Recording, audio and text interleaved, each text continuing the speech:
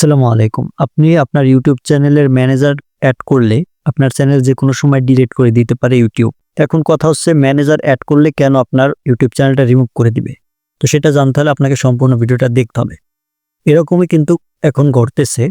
নতুন যে সার্কামভেনশন একটা পলিসি রয়েছে সেই পলিসির আন্ডারে কিন্তু আপনি যদি ম্যানেজার এড করেন, আপনার ইউটিউব চ্যানেলের ম্যানেজার কোনো জিমেইল দিয়ে এড করেন এবং যে জিমেইলটা আপনি ম্যানেজার এড করবেন সেই জিমেইলে যদি আগে কোনো চ্যানেল রিমুভ হয়ে থাকে বা সাসপেন্ড করে থাকে, তাহলে কিন্তু সেই জিমেইল দিয়ে আপনি ম্যানেজার দেওয়ার কারণে আপনার নতুন চ্যানেল বা আপনার মনিটাইজ চ্যানেল, পুরাতন চ্যানেল যে কোনো চ্যানেলই হোক যে কোনো সময় রিমুভ করে দিতে পারে ইউটিউব কর্তৃপক্ষ। তো বিষয় হচ্ছে আপনি যে জিমেইলের মাধ্যমে আপনার ম্যানেজারটা দিবেন আপনার ইউটিউব চ্যানেলে, সেই জিমেইলটা একদম ফ্রেশ থাকতে হবে।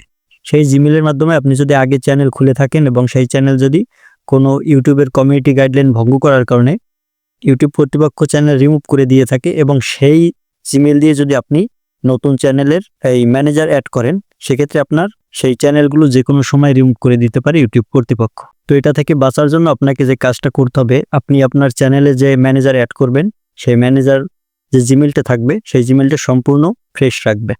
নতুন একটা জিমেইল খুলে সেই জিমেইল দিয়ে আপনি ম্যানেজার অ্যাড করবেন। আর এখানে আরও একটা ব্যাপার রয়েছে, আপনি যদি সেই সাসপেন্ড হওয়া ইউটিউব চ্যানেলের জিমেইলে একাধিক ইউটিউব চ্যানেলের ম্যানেজার দিয়ে রাখেন, সেক্ষেত্রে আপনার একাধিক চ্যানেল রিমুভ করে দেবে ইউটিউব। আপনাকে সার্কামভেনশন পলিসি দেখিয়ে ইউটিউব যে কোনো সময় রিমুভ করে দিতে পারে।